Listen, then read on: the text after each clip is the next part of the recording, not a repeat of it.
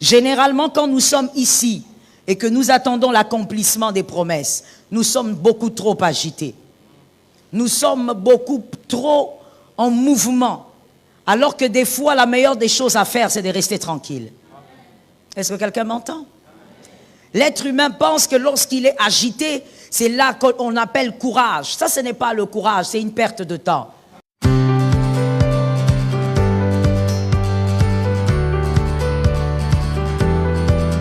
Il est écrit, je vous remplacerai les années qu'ont dévoré les sauterelles. Et celui qui l'a dit est fidèle. Alors nous allons nous limiter à cette phrase, la première partie en tout cas de cette phrase. Je vous remplacerai les années qu'ont dévoré les sauterelles. Est-ce que quelqu'un peut me le dire? Tu ne l'as pas très bien dit et donc ce n'est pas imprimé dans ton esprit. Est-ce que tu peux le redire? C'est ce qu'il a dit. Voici comment je dissèque la phrase.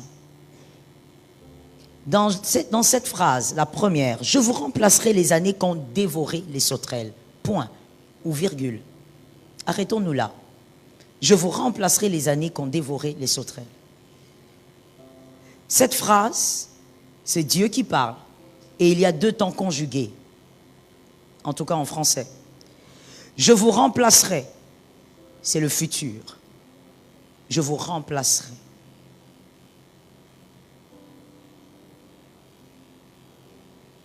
Est-ce que je peux avoir le premier panneau? Je vous remplacerai. Je vous remplacerai. Je peux avoir le premier panneau? Rapidement, s'il vous plaît. Je vous remplacerai. Qui a le premier panneau? Monsieur Lionel, vous avez le premier panneau? Non. Qui a le premier panneau? Je vous remplacerai. C'est qui l'a? Lisez ce que vous avez et dites-moi qui a ce panneau-là. Je vous remplacerai.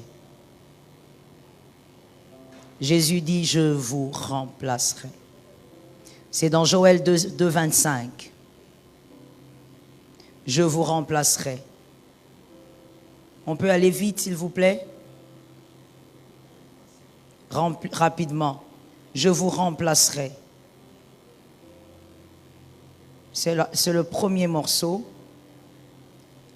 On peut y aller?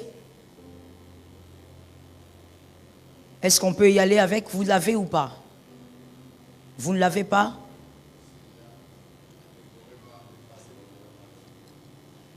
Je vous remplacerai. Alors on écrit. Écrivons. Je vous remplacerai. Je vous remplacerai a été conjugué au futur. Je vous remplacerai. Je vous remplacerai. C'est vous qui avez le premier? C'est ce qu'on a écrit? On a tout bouleversé, hein? Venez quand même avec ici. Je crois qu'on a tout bouleversé, mais ce n'est pas grave. Ça, c'est le futur. D'accord? On reste avec ça. Je vous remplacerai. Donc, le remboursement. Et ça, c'est le futur. Vous pouvez vous pousser juste un peu? Merci. Levez un peu mieux, comme ça, on voit. Ça, c'est le futur. Donc, lorsque nous lisons cette phrase, cette partie a été conjuguée au futur. Ici, j'aimerais préciser que je voudrais expliquer cette pensée du Seigneur selon le projet de Dieu sur chaque individu et non son sens prophétique. Son sens prophétique a déjà été accompli en Christ. Ce n'est pas de ça qu'il s'agit, mais je parle de ce verset dans le sens de la promesse que Dieu a faite à chaque individu. Donc il s'agit de toi. Que quelqu'un dise il s'agit de moi. Ok. Je vous remplacerai, donc c'est au futur. C'est le remboursement. Dieu parle de remplacer, il parle de donner, il parle de rembourser. Je vous remplacerai.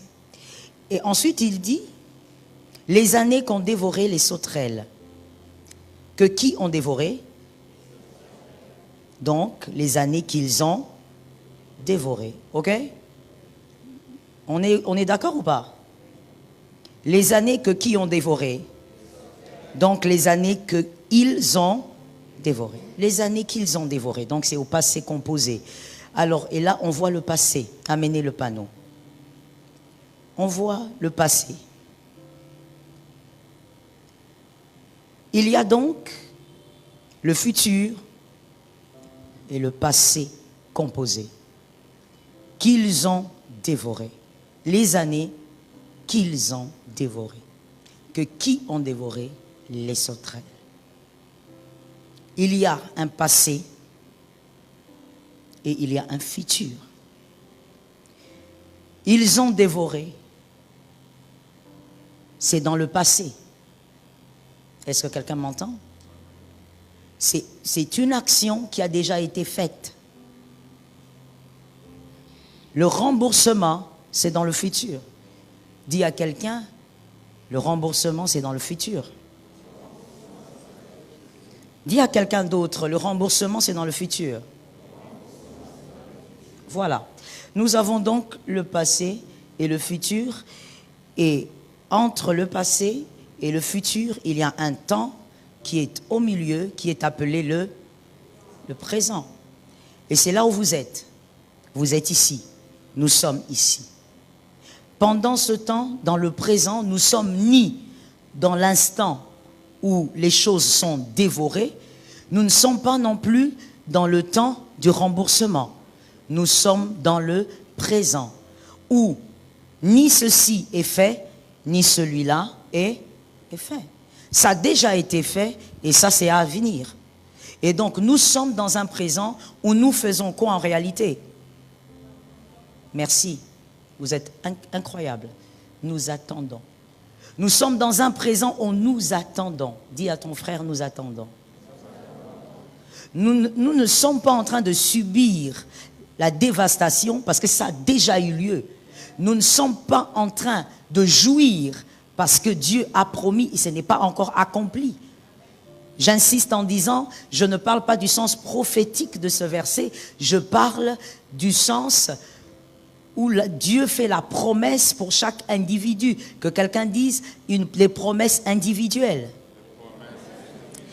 Et donc, dans l'optique des promesses individuelles, nous avons déjà vécu la dévastation. On attend l'accomplissement. Nous sommes dans un présent. Nous attendons. Nous attendons. Voici ce qui est écrit. Jonas 4, 5. Jonas 4, 5. Jonas 4, 5 dit ceci. Jonas sortit de la ville et s'assit à l'est de la ville. Là, il s'est fait une cabane et s'y tint à l'ombre en entendant de voir ce qui arriverait dans la ville. Je reprends la parole. Jonas 4, 5. Jonas sortit de la ville et s'assit à l'est de la ville. Là, il se fit une cabane et s'y tint à l'ombre en entendant de voir ce qui arriverait dans la ville. Amen. Jonas s'assit. Et il s'est assis pourquoi? Parce qu'il attendait voir ce que Dieu avait promis qui allait arriver dans la ville. Il est allé s'asseoir. Que quelqu'un me dise s'asseoir. Dis à quelqu'un d'autre s'asseoir. Dis à celui qui est plus proche, il faut s'asseoir. Il faut s'asseoir. Jonas savait ce que Dieu avait dit sur la ville. Mais il est allé s'asseoir pour attendre. Dans le présent, quand on a déjà été dévasté, quand Dieu a promis le remboursement, dans le présent, on s'assied. Je répète pour celui qui dormait, dans le présent, on s'assied. On attend. Un deuxième verset. Ruth 3, 18. Ruth 3, 18. Naomi dit, ma fille, reste tranquille jusqu'à ce que tu saches comment finira l'affaire. Car cet homme ne se donnera pas de repos avant de l'avoir réglé aujourd'hui. Je suis d'accord avec toi. Tu as compris que c'est la parole de papa, n'est-ce pas? Voilà, il y a des gens à qui comprendre n'est pas difficile. On reprend la lecture. Ruth 3, 18.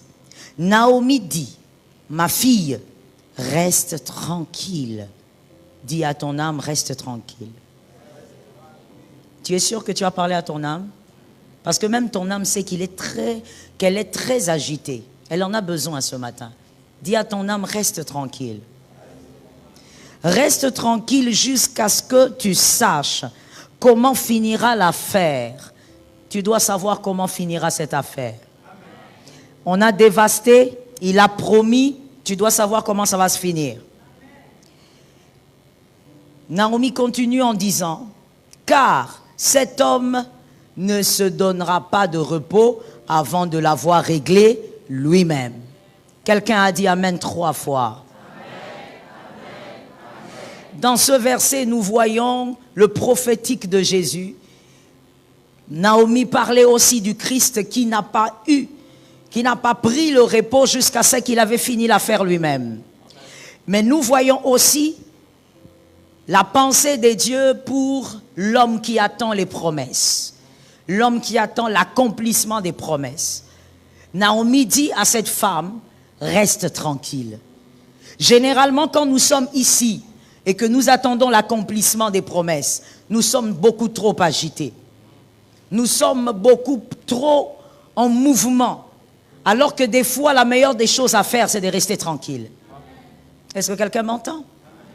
L'être humain pense que lorsqu'il est agité, c'est là qu'on appelle courage. Ça, ce n'est pas le courage, c'est une perte de temps.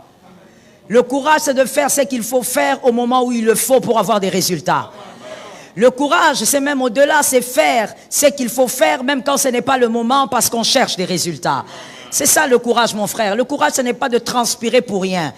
On ne gaspille pas l'énergie de sa vie. J'attends un amen. On ne gaspille pas la force de sa vie. On ne gaspille pas le temps de sa vie. Lorsqu'on attend l'accomplissement, on ne s'agite pas, on est tranquille et on attend. Est-ce que quelqu'un m'entend très bien? Dis à ton âme, je dois me tranquilliser. Dis encore à ton âme, je dois me tranquilliser.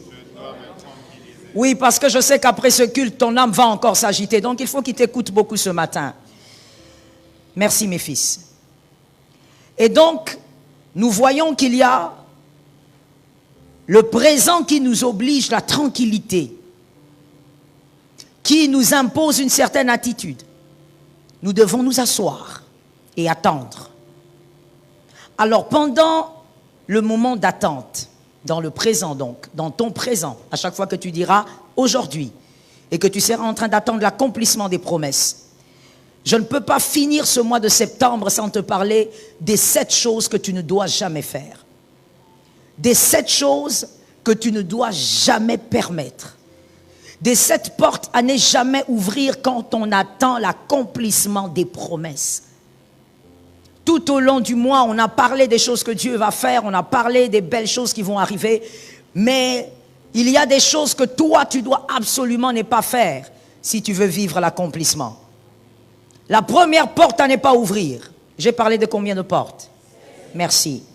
La première porte à ne pas ouvrir, et je n'ai pas à rappeler dans cette assemblée, nous savons que nous écrivons tous. La première porte à ne pas ouvrir, le chagrin. Le chagrin. Le chagrin est la première porte à ne pas ouvrir. Lorsqu'on attend, il faut éviter cette porte. Le chagrin. Le chagrin ne paye pas. Le chagrin ne résout aucun problème. Le chagrin n'est pas, je veux vraiment que tu écrives ça et que tu retiennes pour la vie, le chagrin n'est pas une forme de maturité. Il y a même des gens qui pensent que le chagrin est une forme de maturité. Tu entres dans ta chambre, tu t'enfermes, tu es totalement abattu, tu as un cœur très lourd et tu crois que c'est une forme de conscience, que c'est une forme de maturité. Parce que tu attends, parce que tu ne vois rien de concret. Je dis, le chagrin n'est pas une porte à ouvrir pendant les moments d'attente. Cet amen n'est pas normal. Même si tu es rempli de chagrin, dis un amen que tu guérisses. Le chagrin, il ne faut pas ouvrir cette porte. Une porte à ne jamais ouvrir. Le chagrin vous détruit. Le chagrin vous tue. Et je pense même que les médecins seront d'accord avec moi qu'un cœur qui est rempli de chagrin et qui est toujours chagriné, c'est un cœur qui finira par tomber malade. Tu finiras par tomber malade physiquement. C'est pas en vain que la Bible dit soyez toujours joyeux. Non, je ne suis pas joyeux quand je suis béni. En tout cas, béni à ton sens. Je ne suis pas joyeux parce que j'ai été visité d'une manière particulière. Je suis joyeux parce que je sais en qui j'ai cru. Je suis joyeux parce que je sais que celui en qui j'ai cru règle les problèmes que je ne vois pas. Et il règle aussi les problèmes que je vois. Il règle les problèmes qui me dépassent et même qui ne me dépassent pas. Il les règle. Le chagrin n'a jamais créé l'issue de sortie. Je ne sais pas si pour vous, un jour, vous avez trouvé une solution parce que vous étiez très chagriné. Je ne sais pas. Vous serez une exception. Le chagrin n'a jamais créé l'issue de sortie. Mais le chagrin vous détruit.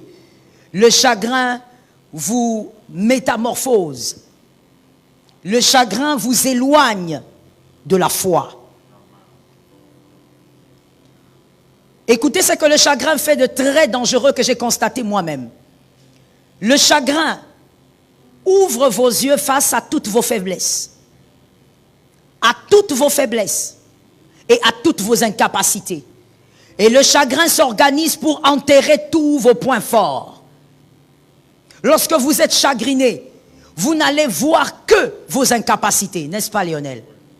Vous n'allez voir que vos points faibles. Vous n'allez voir que vos failles. Jamais le chagrin va te rappeler que tu es fort. Oh yes, je dis que moi-même je l'ai expérimenté. Jamais le chagrin va te rappeler que Dieu a accompli des prodiges. Non, le chagrin va te révéler et va te rappeler que tu es limité, que tu es incapable, que tu es vulnérable. Regarde comment tu es faible. C'est parce que tu manques ci et ça. Regarde comment tu es vulnérable. C'est parce que les gens t'ont abandonné. Le chagrin va ouvrir vos yeux que sur vos incapacités. Refusez cela au nom de Jésus. Que quelqu'un dise à son âme, chagrin. Vous êtes en retard. Que quelqu'un dise à son âme, chagrin, je te refuse. Et je te chasse. Non, il faut parler. Le chagrin est tout un esprit. Oui, si tu ne l'as jamais expérimenté, moi je te dis, je sais de quoi je parle. C'est tout un esprit. C'est un démon. C'est par le chagrin que les hommes se suicident. C'est un démon, ne joue pas avec mon frère. Voilà pourquoi tout à l'heure je l'ai dit, arrête de croire que c'est une forme de maturité ou encore une forme de conscience. Quand ta femme vient te dire, écoute chérie, arrête de te chagriner, tu dis non, tu n'es pas consciente. Est-ce que tu vois dans quoi nous sommes? Monsieur, le chagrin n'a jamais résolu aucun problème. Le chagrin est un démon qui vous tuera. Le chagrin, il sera là en train de vous rappeler que vous êtes faible et incapable. Le chagrin ne va jamais vous rappeler le jour où Dieu vous a délivré. Oh non, il va tout enterrer. N'ouvre jamais cette porte. Répète après moi, chagrin. Je te chasse de ma vie, de ma maison, de la vie de mes enfants. Je te chasse. J'ai fait la délivrance une fois d'une fillette. Que Jésus soit glorifié parce que Jésus est Seigneur. Que Jésus soit glorifié parce que Jésus est Seigneur. Je bénis le Saint-Esprit parce qu'il est notre Dieu. Merci Jésus d'exister dans nos vies. J'ai fait la délivrance de cette fillette il y a peut-être 6 ans. Elle avait, je crois, 8 ou 9 ans. Cette fillette était habitée d'un grand démon de nuit. Je voudrais que les parents m'écoutent très bien. Un grand démon de nuit qui habitait cet enfant. Et cet enfant, ce démon est arrivé comment? La fillette avait l'habitude de s'enfermer dans la chambre quand papa et maman se disputaient. Et papa et maman étaient en train de traverser une très mauvaise passe parce qu'ils avaient des problèmes financiers. Et donc ils se disputaient tous les jours.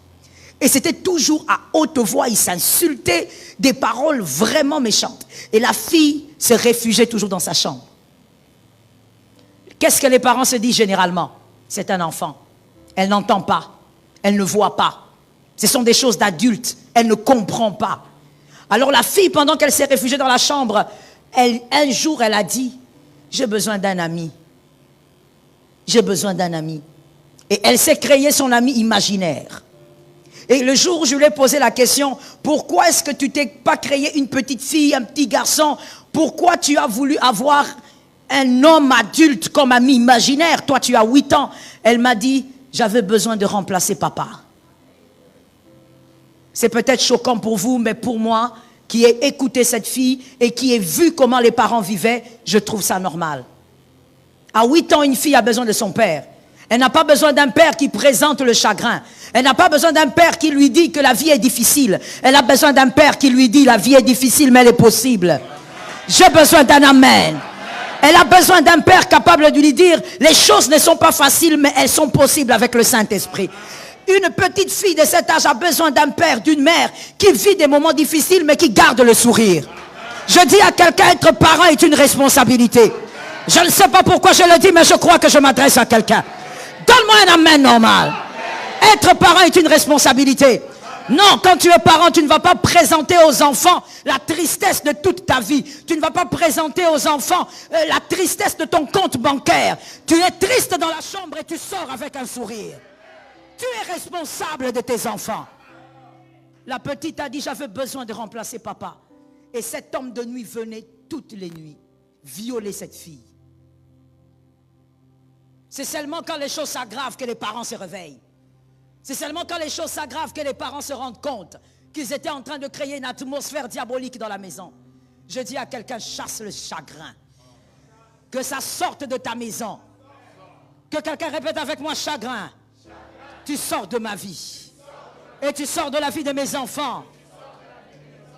Merci Saint-Esprit. La deuxième porte à ne pas ouvrir, c'est chercher la cause de ton malheur. La cause de ton malheur.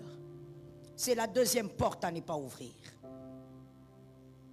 Lorsque tu es dans les moments d'attente, certainement toutes les personnes ne te soutiendront pas. Certainement qu'il y a des gens qui t'abandonneront. Certainement qu'il y a des gens qui vont te critiquer. Parce que ces moments d'attente peuvent être des moments de paix, mais ça peut aussi être des moments de difficulté pendant que tu attends l'accomplissement. Alors pendant ce moment, s'il te plaît, ne cherche pas qui est la cause de ton malheur. Ne cherche pas qui t'a fait quoi. Ne cherche pas qui a critiqué où. J'avais dit la semaine, pendant la montagne de prière, lorsqu'on parlait de l'autel de Caïn, celui qui veut tout savoir risque d'écouter ce qui va le détruire. Des fois, il faut apprendre à boucher les oreilles. Pendant ce moment-là, ne cherche pas à savoir qui est celui qui est avec moi, qui est celui qui m'a abandonné, qui est l'ami qui ne m'appelle plus, qui est celui qui ne vient plus voir mes enfants. Tu n'as pas besoin de ça. Focalise-toi sur les promesses. Cet amen n'est pas normal. Focalise-toi sur les promesses. N'ouvre jamais cette porte. Je dis jamais. N'ouvre jamais cette porte pendant les moments d'attente. Ne sois pas là en train de regarder. Pendant que je traverse ces moments difficiles, regarde comment Jean-Luc me dédaigne. Regarde comment elle me regarde. Regarde celui-là, il ne me salue plus avec respect. Mon frère, tu n'as pas besoin de ça. Focalise-toi sur Jésus. Attends tranquillement les promesses de Dieu. Lorsque tu cherches à savoir qui s'est comporté comment pendant ces moments-là, tu risques d'entrer dans une très mauvaise école. Une école que j'appelle l'école de la haine. Au lieu d'attendre tranquillement et de vivre le miracle, de témoigner, de célébrer, d'avoir un cœur travaillé par le Saint-Esprit, toi tu entreras dans l'école de la haine. Pendant les moments d'attente, c'est là que tu apprendras comment haïr les hommes. Tu vas haïr celui qui n'est pas venu te voir. Tu vas haïr celui qui a envoyé ses enfants à l'école alors qu'il sait que tes enfants sont à la maison. Je veux dire à quelqu'un ici, celui qui t'aime n'est pas obligé de t'aider. C'est normal que cet amen soit comme ça. On est africain. On est africain. Ce n'est que normal. Mais je veux répéter ça. Celui qui t'aime n'est pas obligé de t'aider. Je répète. Celui qui t'aime n'est pas obligé de t'aider.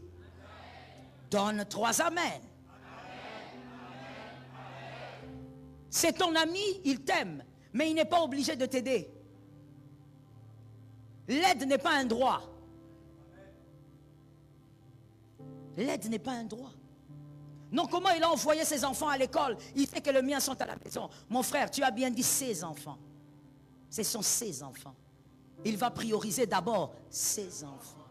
Voilà pourquoi à l'église nous te disons, n'aie pas d'onction si tu n'as pas de courage. Voilà pourquoi à l'église nous te disons, ne cherche pas l'onction si tu ne sais pas attiser ton intelligence. Ne cherche pas l'onction si tu es paresseux. À l'église nous te disons, travaille. J'ai entendu 3 amens. Je crois que beaucoup de gens souffrent ce matin. Je disais, voilà pourquoi à l'église nous te disons, travaille. Parce que ton frère biologique a ses enfants. Il ne va pas laisser Niclette, sa fille aînée, pour faire étudier ta fille. C'est la sorcellerie. Je reprends, c'est la sorcellerie. Je te réchoque, c'est la sorcellerie. Je te réchoque, c'est la sorcellerie. Si toi tu comptais le faire, tu es sorcier. Tu ne peux pas laisser ta fille qui n'a pas étudié cette année parce que toi tu n'as pas d'argent pour payer, mais tu prends de ton économie pour aller payer les études de ta nièce. Sorcier. Sorcier. Et tu vas nous créer des filles et des hommes ayant des blessures graves à l'église, des jeunes qu'on n'arrive pas à maîtriser. On commence à les tenir comme des juments rebelles. Parce que toi, tu es un père irresponsable, une mère irresponsable. Tu vas border ta nièce alors que ta fille, tu ne l'as jamais bordée. Sorcier. Tu ne dois pas entrer dans l'école de la haine. Tu ne dois pas entrer dans l'école de la haine. Dis à ton frère, n'entre pas dans cette école.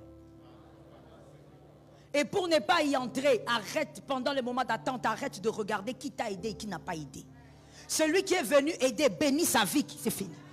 Celui qui n'est pas venu, gloire à Dieu. Je suis d'accord avec ces amens. Gloire à Dieu. Ne sois pas là en train de dire, ah, tout le monde est passé. Mais moi, celui que j'attendais, c'est Enoch. Comment Enoch n'est pas passé? Toi, tu attendais Enoch. Pourquoi? Pourquoi? Non, c'est mon ami d'enfance. Et alors? Et alors? Même Ésaü a failli tuer Jacob. Les jumeaux. Celui qui t'aime n'est pas obligé de t'aider. Voilà pourquoi quand quelqu'un t'aide, il faut avoir un esprit de reconnaissance. J'ai envie de dire à quelqu'un, arrête d'être ingrat. Non, j'ai envie de te dire à toi, arrête d'être ingrat. Arrête. Quand quelqu'un te donne quelque chose, arrête de considérer que c'est rien du tout. Voilà, je pouvais me l'acheter moi-même. Non, c'est quel type d'orgueil d'abord. Quand quelqu'un te donne sa chose, dis-lui merci, avec une attitude de reconnaissance. Même si tu ne manges pas ce qu'on t'a donné, tu prends. D'ailleurs, ça, ce n'est même pas l'onction, c'est l'éducation. Que quelqu'un me dise l'éducation. Même quand on te donne un habit, toi-même tu vois que c'est petit pour toi, mais tu fais quoi? Tu prends, c'est l'éducation. Et tu dis merci. Parce que c'est que lui, il l'a fait. Peut-être que toi, depuis que l'année a commencé, tu ne l'as pas fait. Sois reconnaissant envers celui qui te fait du bien. Et arrête de banaliser les bontés. Vous savez, il y a des gens, et c'est ça l'attitude des ingrats. Un ingrat banalise toujours ce qu'on lui donne. Il banalise. C'est quoi là que tu m'avais donné là? Ce pagne là de 15 000. Mais il a dépensé 15 000 pour te donner. Il a dépensé 15 000. Si pour toi 15 000 c'est rien, pour lui 15 000 c'est quelque chose. Les ingrats banalisent, même quand on lui donne un stylo, il banalise. Un cœur reconnaissant, même un stylo, il dit merci. Merci avec beaucoup de sourire. Parce qu'il sait que l'homme n'est pas obligé de faire du bien. Je rentre à ce que je disais. N'entre pas dans l'école de la haine. Où tu es là en train de dire, oh my God, je voudrais qu'un Africain qui est dans cette salle me balance sa main. Merci. Là où tu es là dans la famille en train de dire, vous avez appris? Il a envoyé ses enfants en Chine. Nous on est ici. Il ne vient pas. Il a seulement envoyé ses enfants. Mais tu as appris que Lionel aussi est passé. Mais oui, c'est normal que Lionel passe. Ils se visitent seulement entre eux. Ceux qui ont réussi. Tu fais partie de quel camp? De ceux qui disent ça ou tu es dans l'autre camp? Si tu es dans le camp de ceux qui disent ça, sorcier. Tu es le futur sorcier de la famille. Tu vois dans votre famille, c'est toi le sorcier. Quand il faut chercher les grands sorciers, c'est toi. Tu es le problème de la famille d'ici 15 ans. Celui-là qui regarde, oh, l'enfant de la tante, on a envoyé dans quelle école? On l'a envoyé dans une école chère comme ça, alors que nous autres, nous sommes dans des petites écoles. Il fallait dire à ton papa de travailler. Je te réchoque. Il fallait dire à ta maman de travailler. Je te réchoque. Il fallait dire à ton papa. Qui avait envoyé ton papa aller prendre l'alcool comme ça, comme il prenait là? Il prend l'alcool, il prend la drogue. Un grand papa de son âge. Tous les narcotiques qu'il connaît, Bombay, il prend.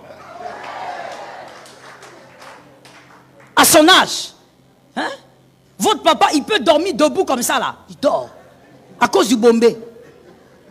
Et plus tard, quand tu le réveilles, il dit j'ai médité. Il ne méditait pas. Et après ça, ce sont vous là, les enfants sorciers, réunis, en train de dire, pourquoi les enfants de tel, ils vont dans des bonnes écoles? Est-ce que nous, on ne nous donne même pas un peu? Qu'on vous donne quoi? D'ailleurs, je te donne un conseil gratuit. Regarde ce que votre papa a fait de vous. Regarde ce que votre mère a fait de vous. Alors toi, travaille pour changer la donne. J'aime cet amen. Toi, travaille pour changer la donne. Que jamais tes enfants fassent partie de ceux qui critiquent. Ça tombe sur moi au nom de Jésus. Que tes enfants ne fassent jamais partie des enfants dans la famille qui critiquent les autres qui vont de l'avant. On t'appelle à la maison. Toi tu dis, je vais voir l'oncle, mais tu ne vas pas voir l'oncle sorcier. Je viens te parler aujourd'hui que ta sorcellerie termine aujourd'hui. Tu vas voir l'oncle, alors tu ne vas pas voir l'oncle. C'est la maison de l'oncle que tu vas voir. Quand tu arrives là-bas, tu commences à regarder. Même son verre, tu regardes. Quand tu rentres à la maison, hey, papa, tu sais, ton petit frère là-bas, il boit de l'eau dans un verre cher. Si vous vous êtes abonné au Plastica, demande pourquoi vous êtes abonné là-bas. J'étais là-bas chez l'oncle, sa femme, elle est sortie. Hé maman, toi tu souffres ici, hein? Sa femme est sortie avec un pagne là-bas. Son mari travaille pour ça. Je reprends, son mari travaille pour ça. Je veux dire quelque chose qui va choquer quelqu'un quelque part. J'ai dit à une femme mariée, bouffe l'argent de ton mari. J'ai dit, bouffe ça.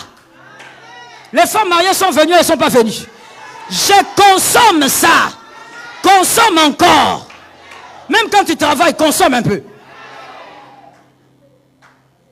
Son mari travaille pour ça. Oh, son mari travaille pour ça. Le chef de famille est la couverture spirituelle de la famille. Et c'est le chef en tout. Il est le chef en finance, il est le chef spirituel, il est le chef en tout. D'ailleurs, j'en profite pour déclarer sur ton mari et sur les hommes qui sont ici, soyez bénis au nom de Jésus. Soyez bénis financièrement au nom de Jésus. Toi, tu es là comme ça en train de regarder. Mais attends, quand tu regardes les pagnes de cette femme, son mari sort à 5 heures du matin. Cette femme-là se met à genoux, elle prie pour son mari. Toi, avec ton mari paresseux, vous êtes là comme ça, assis, en train de critiquer sur des tabourets ensorcelés. Vous critiquez toute la famille. Pourquoi les enfants là? Pourquoi ils sont comme ça? Tu as vu même leur teint. Ouh là là. Ah bon, hein? Oh maman, nous, on n'a même pas un ventilateur et ils ont la clim. Mon frère, même, je te dis, même le ventilateur là, vous n'aurez pas. C'est la fenêtre que vous allez agrandir. La fenêtre là, vous allez l'agrandir. La saison de pluie commence, non? La saison de pluie commence, non? Il fait chaud ou il fait pas chaud? Vous allez agrandir la fenêtre. Même ventilateur, vous n'aurez pas. Famille des paresseux. Toujours en train de critiquer les autres. Les autres qui évoluent. Pourquoi je parle de ça? Parce que j'étais en train de dire que celui qui est en train de vivre sa vie n'est pas obligé de t'aider. Cette mentalité est une mentalité de pauvreté. Il faut être délivré de ça. Il n'est pas obligé de t'aider. Oh non, j'ai vu le frère Arish, il est arrivé là, il est venu avec 2 Fanta. Ah, moi j'étais à côté, il a bu tous les 2 Fanta. Oh. Nous en rions, mais ces gens sont ici. Et ça, le Saint-Esprit ne parle pas pour rien. Tu es en train de critiquer les frères. Il a acheté les 2 Fanta là parce qu'il est allé travailler.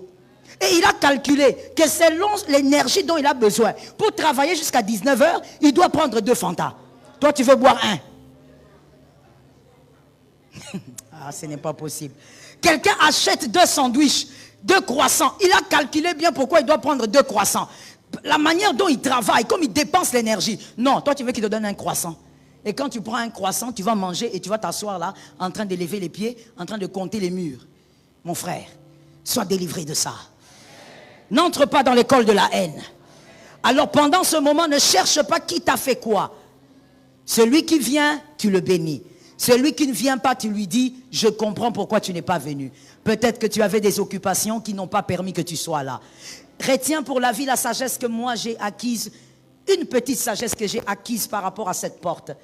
Dans ce temps-là d'attente, donne-toi toujours les bonnes raisons pour aimer les gens. C'est ce que moi j'ai apprise. Alors je te le communique gratuitement. Donne-toi toujours les bonnes raisons pour aimer les gens pendant ce moment-là. Ça veut dire même les gens où tu as vraiment vu, qui t'ont méprisé, ils t'ont ignoré, donne-toi les bonnes raisons pour les aimer. Par exemple, voici ce que moi je me disais face aux personnes qui méprisaient. Je disais ceci. Elles ne savent pas simplement que ce qu'elles sont en train de faire aujourd'hui, ces choses sont en train de fermer des portes dans l'avenir. Si elles savaient qu'elles fermaient des portes dans l'avenir pour leur vie, elles n'allaient pas le faire. Et ça gardait mon âme. Et je me le répétais tous les matins. Je me le répétais tous les soirs. Et ça gardait mon âme. Je ne suis pas entré dans la haine. Il en avait pourquoi il n'a pas fait. Non, il en avait pour lui. Il y a quelque chose que mon père m'a apprise, même si ça m'énervait à l'époque. Mais aujourd'hui que moi-même je suis parent, j'applique. Sérieusement. Quand je venais, je lui disais, en dehors de l'argent de poche qu'il donnait, je viens, je lui dis, papa, je peux avoir un peu d'argent? Il me dit, l'argent pourquoi? Alors je lui dis, il me dit, non, je n'en ai pas. Alors quand il dit qu'il n'en a pas, ça veut dire qu'il n'a pas d'argent pour ce que tu demandes. Mais dans sa poche, il en a. Et quand il dit, je n'en ai pas, juste après, il sort l'argent, il commence à compter. Alors je le regarde, je dis, papa, il me dit quoi? Tu te rappelles de ce que je t'avais dit? Je dis, oui, oui. C'est-à-dire, tu n'as pas d'argent pour ce que je t'ai demandé, mais tu as l'argent pour autre chose. Moi-même, à l'époque, ça m'énervait. Mais aujourd'hui, application. J'applique ça au carré. Tu me demandes de l'argent, je te montre même. L'argent est là, je te dis, j'ai pas d'argent. Mais maman, c'est pour autre chose. Donc, pour ce que tu me demandes, je n'en ai pas. Mon frère, quand quelqu'un ne veut pas te donner sa chose, c'est sa chose. Est-ce qu'Africain, Congolais, on peut guérir? C'est sa chose. Il n'est pas obligé. Oh non, je lui ai demandé, mais j'ai même vu qu'il en avait, sa poche était gonflée. C'est sa chose. Il est libre de ne pas te donner ça. Et ce n'est pas un problème d'amour fraternel. Il a aussi des besoins. Non, que quelqu'un dise il a des besoins. Que quelqu'un me dise il a une famille. Que quelqu'un me dise il a une vie. Il a des besoins. Toi, tu crois qu'il doit seulement te donner, toi? Comment ça? Que Jésus t'aide. La troisième porte à ne pas ouvrir. L'oubli. L'oubli.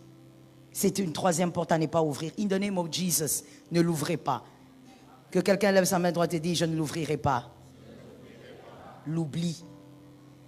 Oh, je veux dire à quelqu'un, rappelle-toi que quand M. Léonel était ici, il avait une pancarte écrite, le passé. Le passé, ça veut dire, les sauterelles l'ont déjà dévoré. Mais écoute-moi mon frère et regarde-moi. On ne dévore pas dans le désert. On dévore seulement là où il y a un champ. Let us talk about it. On ne dévore pas dans le désert. On dévore là où il y a un champ. Et si autrefois il y a eu un champ, c'est parce qu'il y a un Dieu qui t'avait donné un champ. Est-ce que quelqu'un m'entend? Avant même de penser aux bonnes choses, non, non, non. Pense d'abord à la dévastation. Parce qu'il n'y aurait pas eu de dévastation s'il n'y avait pas de champ. Mais qui a donné le champ? C'est Dieu. Le même Dieu qui t'avait donné, il donnera. Oh, je n'aime pas cet amen. Ne tombe pas dans l'oubli. Rappelle-toi qu'il y a un Dieu qui t'avait donné. Même quand tu es dans les moments d'attente, qu'il n'y a rien, tu vis la sécheresse, les moments difficiles. Il y a des choses que tu n'imaginais pas dans ta vie, mais tu arrives à le vivre à cause des circonstances. Rappelle-toi qu'il y a un Dieu un jour qui t'avait fait sourire. Oh, ça tombe sur quelqu'un au nom de Jésus.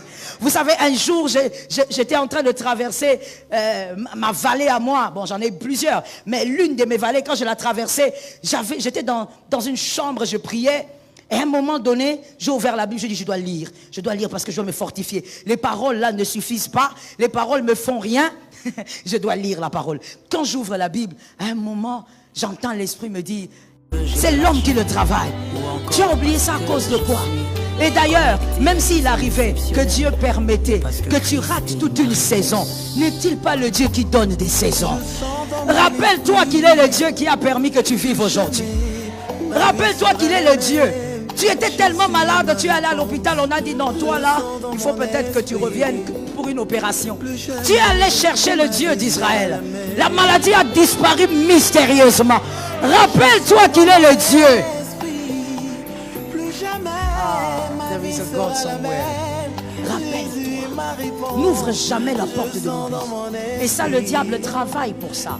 Il milite sérieusement pour ça. Pendant le moment d'attente, il veut justement te couler à ce niveau-là. Pour que tu oublies.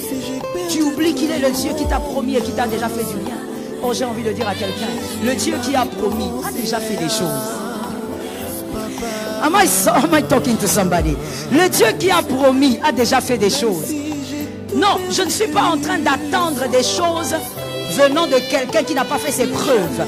J'attends des choses venant de quelqu'un qui a gravement fait ses preuves. Ça tombe sur quelqu'un qui est derrière. Jésus a fait ses preuves, oui ou non? Jésus a fait ses preuves, oui ou non? Combien de sorciers ont failli te tuer? Seulement parce que tout, il ne te dit pas. Tout, il ne te révèle pas. Combien ont failli tuer tes enfants? Mais regarde, le Dieu fidèle t'a gardé là. Le Dieu fidèle a veillé sur toi. Je dis à quelqu'un, n'oublie pas. Refuse d'oublier. Lorsque les démons veulent circuler tout autour de toi, dis à ton âme, je ne peux pas oublier. N'est-ce pas? La quatrième porte à ne pas ouvrir, l'impatience. N'ouvrez jamais ça. Soyez patient. Soyez rapide, monsieur.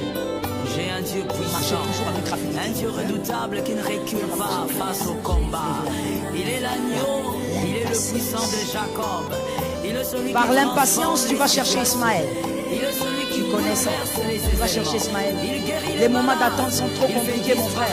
Si tu ne l'as jamais vécu, alors écoute simplement, considère que Dieu t'a gracié. Mais il t'a gracié parce que demain tu vas le vivre, alors écoute bien. Écoute très bien. Les moments d'attente ne sont pas faciles. L'impatience est vite arrivée. Et tu vas aller chercher Ismaël parce que tu cherches la consolation. Tu as attendu Dieu, ça ne vient pas dire, je veux me créer quelque chose moi-même. Et tu commences à te créer ton propre miracle, rien à voir avec Dieu. Attention avec l'impatience. L'impatience vient aussi d'où?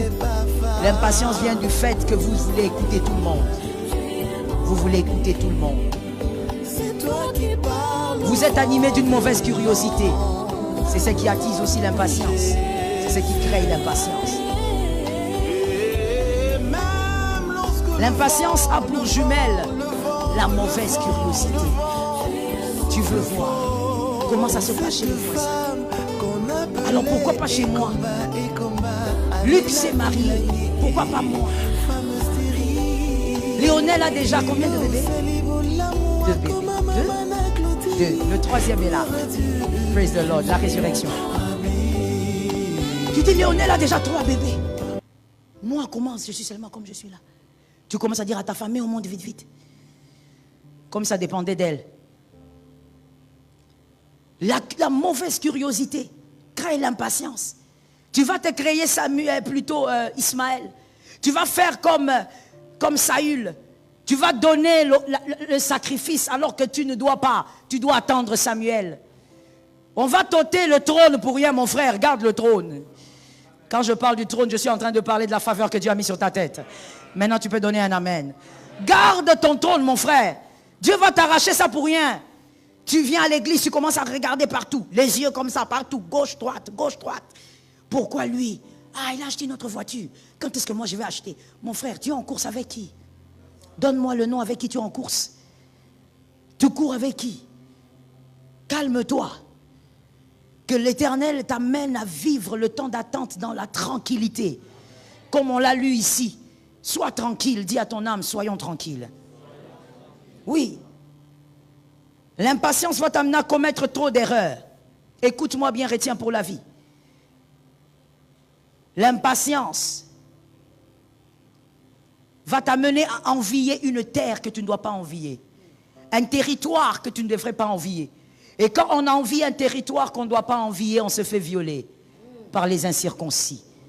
Tu vas devenir comme Dina, la seule fille de Jacob. Jacob, qu'est-ce qui est arrivé à ta famille? Qu'est-ce qui a frappé ta famille? Non seulement tu as des menteurs, mais la seule fille que Dieu t'a donnée a été violée par des incirconcis. Mais pourquoi Dina a été violée? Parce qu'elle avait une mauvaise curiosité. Elle voulait voir, elle est allée envier un autre territoire. Reste calme là où tu es, attends Dieu. J'aime ce que tu as dit là. Dieu viendra là où tu es. Élève seulement ta foi, il va venir là où tu es.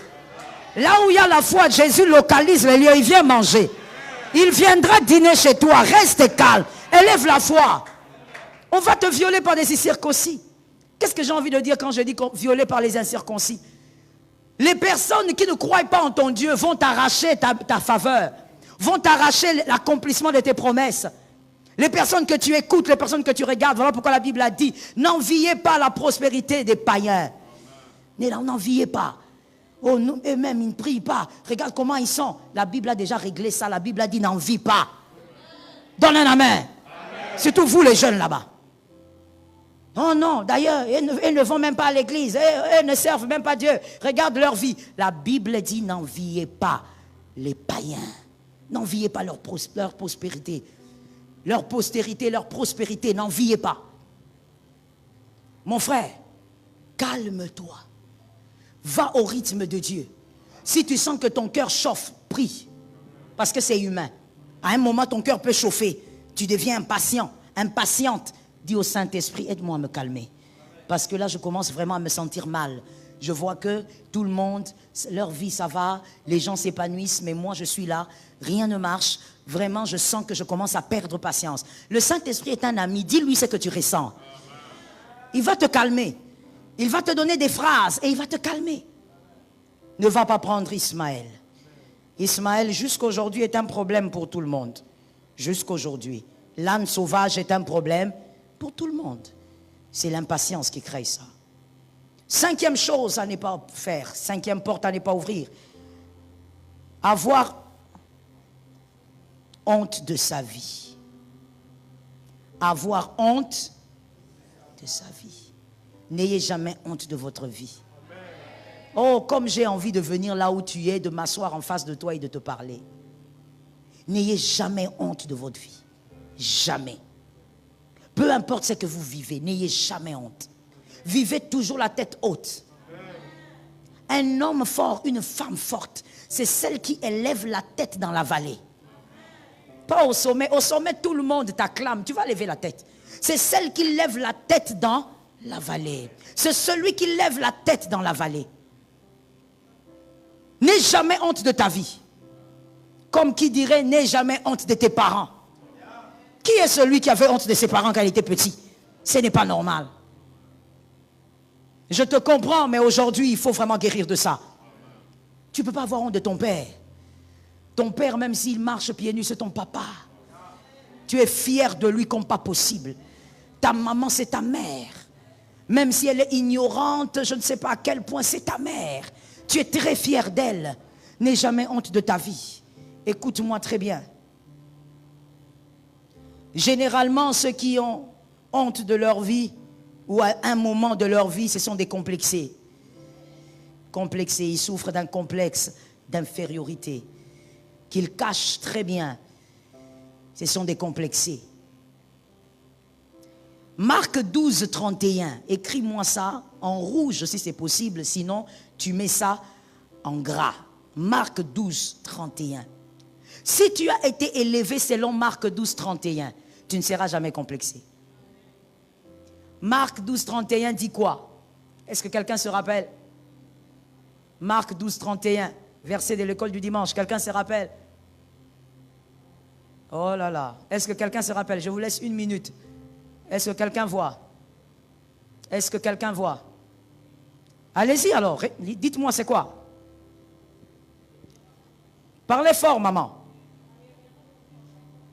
Tu aimeras ton prochain comme toi-même. Si tu as été éduqué sous ce principe, tu ne peux pas être incomplexé. Parce que aimer ton prochain comme toi-même, on parle d'abord de s'aimer. Si tes parents t'ont appris à t'aimer, mon frère, tu ne seras jamais complexé.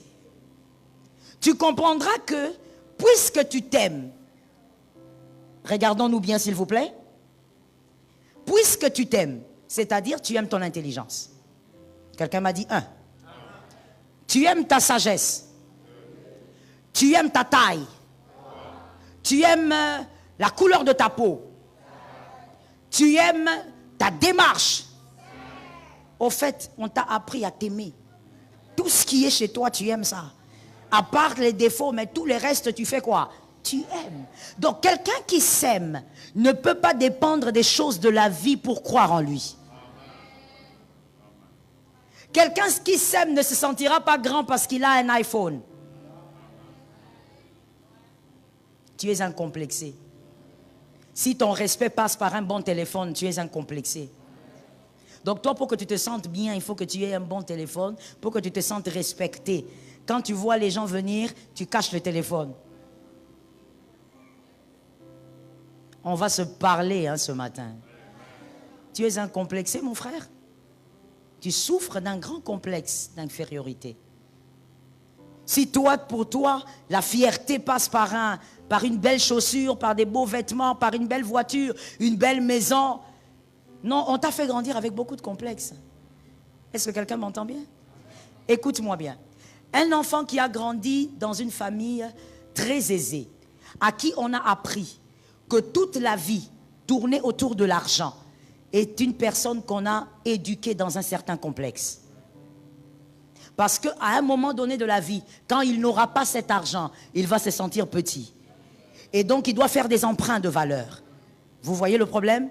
Un enfant aussi qui a grandi dans une famille très très modeste, entre guillemets, dans la pauvreté, à qui on a appris que si tu n'as pas ce que les autres ont, c'est-à-dire l'argent, tu n'es rien dans la vie. C'est un garçon aussi ou une fille qui a le même complexe que ce que l'autre enfant a vécu, mais dans une famille aisée. Il y aura le même résultat. Les deux ont un système de pensée. L'argent répond. Et donc, quand il n'y aura pas ça, il y aura un grand problème. Ils seront obligés de faire des emprunts de valeur. Quelqu'un qui n'a pas 100 $ dans la poche, mais il va s'acheter un téléphone de je ne sais pas combien pour exhiber le téléphone parce que pour lui, la valeur passe par ce qu'on a. C'est un enfant qu'on n'a jamais appris à s'aimer. Je dis à quelqu'un ce matin, apprends à t'aimer. Parce qu'il faut d'abord aller là-bas. Si je te dis, sois guéri du complexe, tu ne vas pas guérir. Il faut d'abord aller au début. Apprends d'abord à t'aimer. Ta valeur ne dépend pas de ces choses matérielles. Ta valeur dépend de toi, de ce que Dieu a fait de toi. Et de surcroît, il y a une valeur ajoutée sur ta personne. Le Saint-Esprit est une valeur ajoutée. Tu ne peux pas te sentir grand parce que tu as acheté une maison. Tu te sens grand parce que tu vois quelqu'un, tu as déjà vu ça, Lionel. Quelqu'un qui est dans une voiture, qui conduit, mais tu ne le vois pas. Tu ne vois pas, au fait, le chauffeur. Non, parce qu'il est couché. Il se sent tellement grand que lui, il roule couché.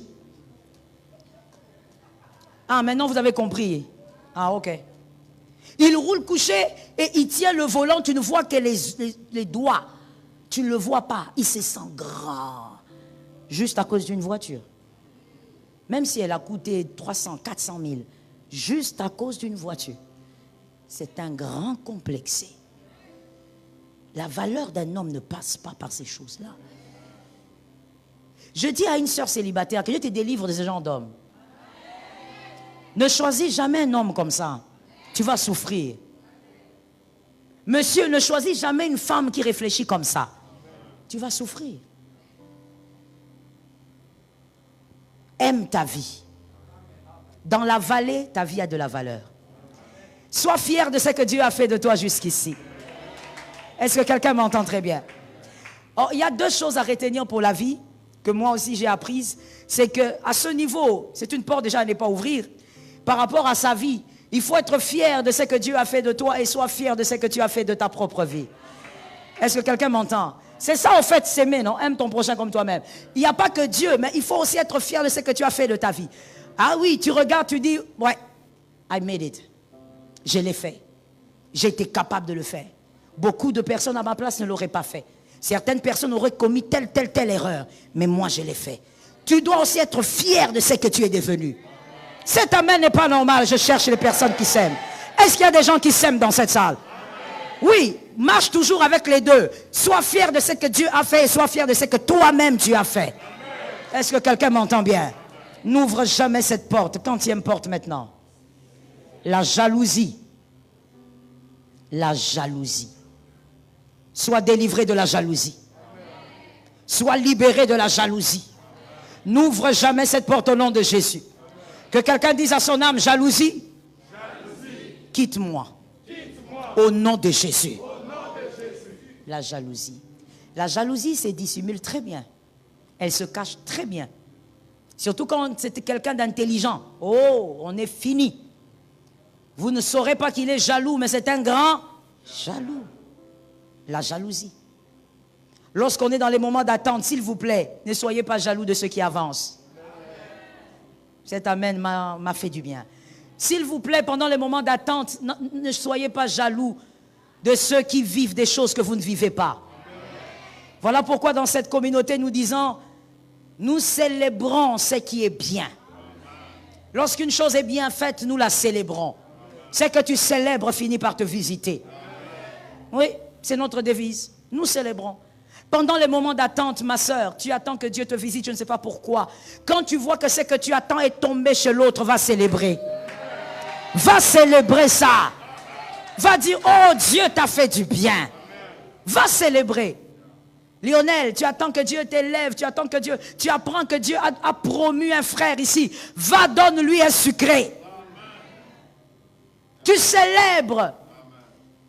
Tu te guéris de la haine, de la jalousie. Tu t'éloignes de la jalousie. La jalousie se cache très bien. Tu vas peut-être pas le dire, mais tes yeux vont parler. Tu vois quelqu'un passer devant avec ce que toi tu cherches. On célèbre la personne, toi tu es là. Et ça fait 5 ans que tu attends. Ça fait 15 ans. Tu dis, Seigneur, pourquoi? Pourquoi elle est là? Elle est venue après moi. Pourquoi elle a ce travail? Moi, j'attends toujours. Est-ce que tu ne me vois pas? Il te voit. Mais il veut que ton cœur soit un cœur à l'image de Dieu. Sois guéri de la jalousie. Celui qui avance, nous le bénissons. Celui qui a un bon travail, nous disons deuxième bon travail. Celui qui a été promu, nous disons une autre promotion. Celui qui a eu des jumeaux, nous disons des triplés. Nous bénissons les personnes qui avancent. Guéri de la jalousie. Quand tu sens toi-même un petit picotement, pincement, commence à prier. Seigneur, je suis mal à l'aise. Je suis mal à l'aise parce que j'ai vu quelqu'un faire tel travail mieux que moi. Guéris-moi, Jésus. Je ne peux pas être comme ça. Je refuse d'avoir le cœur du diable. Commence à me guérir, Jésus. J'ai commencé à jalouser la sœur là depuis qu'elle commence à bien s'habiller. Alors que quand elle souffrait ici, nous tous on la voyait.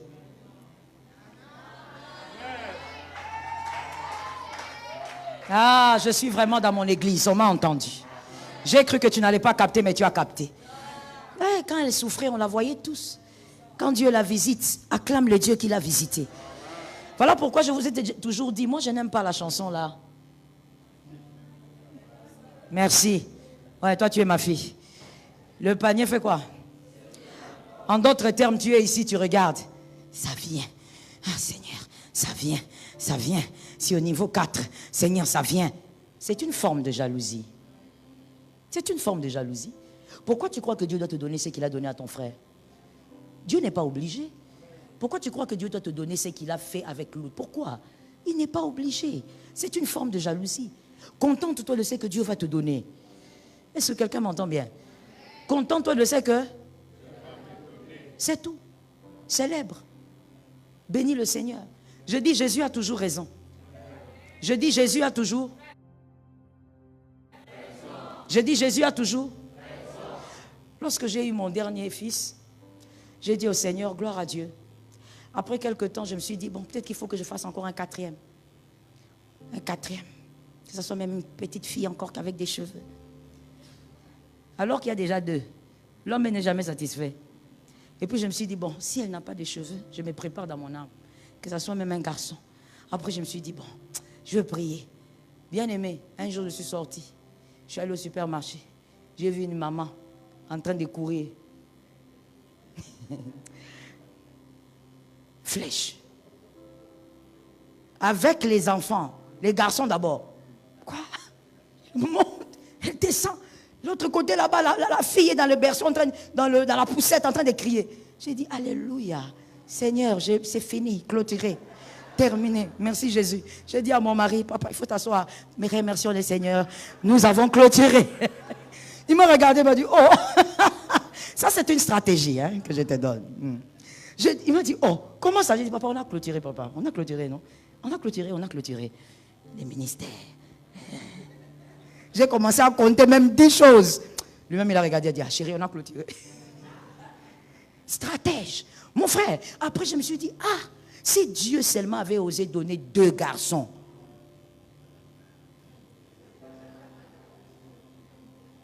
Maman, je ne sais pas si tu allais me voir. Parce que le dépassement que j'allais avoir. Des fois même mes filles me taquinent, elles me disent, maman, toi aussi, on n'est même pas nombreux. Et puis on ne fait pas trop du bruit. Hein, mais tu t'agaces tout le temps. J'ai dit, vous ne faites pas de bruit, vous. Vous ne faites pas du bruit. S'il y a plus que ça, c'est fini. Le monde est terminé. Je voulais seulement te dire que frère, des fois quand Dieu te donne tes choses, tu n'as pas envie à côté. Il sait pourquoi il t'a donné ça. Et ce qu'il t'a donné, c'est ce qu'il te faut. Guéris de la jalousie. Quand on célèbre quelqu'un, sois habitué à la célébration. Il y a des gens même ici, quand on célèbre quelqu'un, on dit, oh, on remercie beaucoup le pasteur Marianne pour ce qu'elle a fait, tout ça, pour sa manière de chanter. Tu vois les gens, surtout les femmes, hein, la tête en train de bouger comme ça, comme si ça pesait. Tu n'as pas la culture de la célébration. Ton cœur sera toujours visité par la jalousie. Sois délivré de la jalousie. La dernière porte à ne pas ouvrir, est-ce qu'on peut finir avec ça? Le doute. Ne doutez jamais. Oh, ne doutez jamais. Quoi qu'il arrive dans la vallée, ne doute pas. Même s'il arrivait que tu restes seul, ne doute pas. Et Dieu parle de quoi? Ne doute pas de 2 choses. Premièrement, ne doute pas de Dieu, please. Ne doute jamais de Dieu. Même si ton papa te lâchait, ne doute pas de Dieu. Cet amen est bizarre, j'ai besoin d'un amen. Je parle de l'homme de ma vie. Je dis ne doute pas de Dieu. Ne doute jamais de Dieu. Même si la mère te lâchait, ne doute pas de Dieu. Même si moi je te critique, ne doute pas de Dieu. Ne doute pas de Dieu. Moi je peux te lâcher, je suis humaine. Moi je peux te critiquer, je suis humaine. Mais lui ne le fera jamais.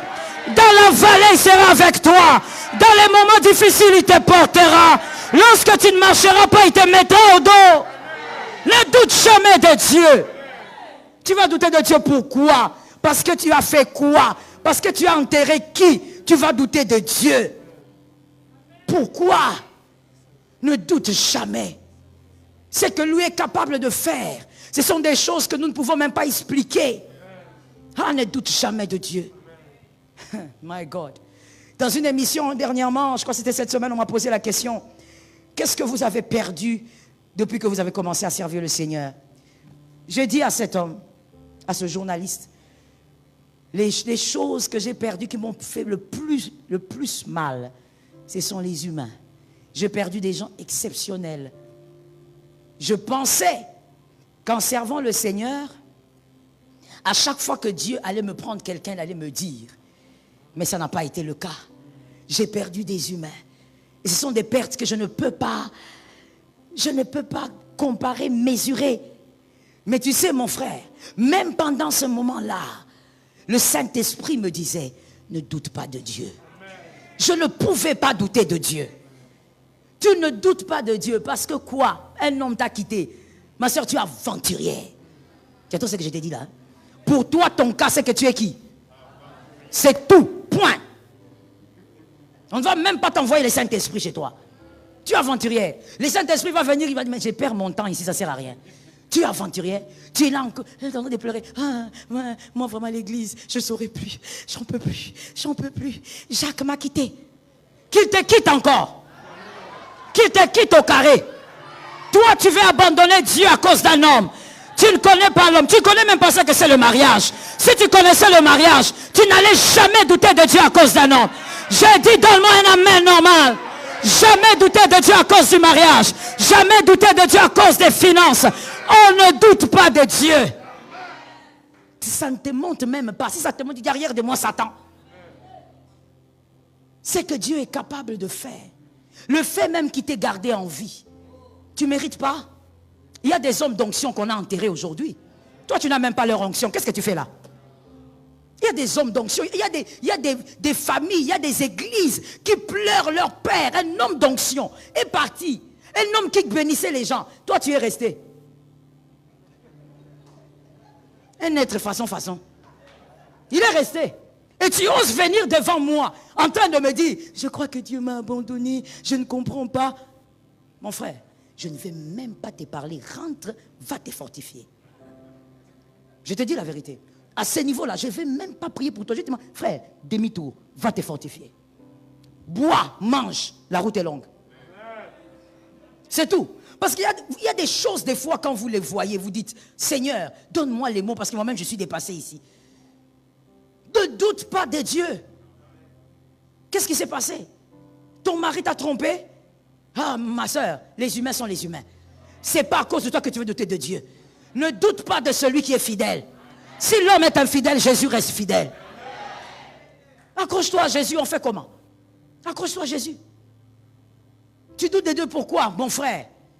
Il y a même un frère, je me rappelle encore de ce frère-là, il nous avait fatigués. Il pleurait tous les jours. Oh, la fiancée m'a quitté. Tu sais, à un moment, j'ai dit à Daddy, papa, je suis fatigué de cet homme. Appelle cet homme ici, je vais lui parler. Daddy m'a dit, qu'est-ce que tu veux lui dire? Il faut te calmer. Il a mal au cœur. Il a mal comment? Hein? Il a mal un grand garçon comme lui. Daddy me dit, non, il a mal. On appelle le garçon. Daddy dit, comment ça va? Ah, papa, je n'ai même pas pu aller à l'église. Je vous dis, hein, un frère de l'AENA, hein, je vous dis, même quand il va suivre ses directs, il va se reconnaître lui-même. Mais oui, c'est mon fils, je sais. Un frère de l'AENA. Oh, je ne peux pas même venir à l'église, papa. Je ne me sens pas bien. Je sens que mes jambes tremblent. Hein? Tes jambes tremblent parce que ta fiancée t'a plaqué. Quand il parlait, Daddy était là en train de... Tu sais, dans la vie, moi j'ai dit, ah frère, arrête ça. Daddy m'a chassé. Tu sais, pourquoi tu fais ça? Hein? Le garçon, il est triste. Il dit, il est triste quoi? Un homme pleure comme ça, un homme. Hein? Moi, si j'étais la fille, là, j'allais quitter un homme qui pleure comme ça, c'est comment? Hein? Tu pleures comme ça. Hein? Si on doit pleurer, moi je pleure, toi aussi tu pleures. On finit comment? Généralement, quand je dis ça, mon mari me regarde, il dit, toi, c'est parce que tu es la fille d'un militaire, il faut laisser ça. Je dis, mais non, fais un homme, il faut être. Sois un homme. Même si les larmes viennent à un moment, résistance. Quand il est venu au bureau à la Cité Verte, on l'a reçu. Pendant que Daddy parlait, moi j'ai rié. Non, mon frère, je n'ai pas pu me retenir. J'ai rié. Je le regarde. Quand il parle, oh! Tu vois aussi quand tu regardes trop novelas, hein, tu vas commencer à pleurer comme les gens des novelas. Comme les Antonio et les Gircado. Hein? Oh! Un homme, hein? Oh, Seigneur! Oh! Et là, il cite le nom de la fille. Oh! J'ai dit, hey, ce gars, il va vomir au bureau ici. Je te dis, je n'ai pas pu gérer ça. Vous savez, chacun a son pastoral. Je n'ai pas pu gérer ça. Moi, je suis sorti. Jusqu'à ce que cette histoire s'est terminée. C'est papa qui a fini ça. Moi, vraiment, je n'ai pas cette âme-là. Mon frère, ne doute jamais de Dieu. Même si un homme te quitte, Jésus est là. Même si tu vivais des choses que tu n'arrives pas à expliquer, la douleur là te pique, tu as envie de couper ton bras, ne doute pas de Dieu. Et ne doute jamais des promesses. Ce qu'il a dit s'accomplira. Ce qu'il a dit arrivera. Je prophétise sur cette église. Ce qu'il a dit sur cette église arrivera. Ce qu'il a dit sur cette nation arrivera. Ce qu'il a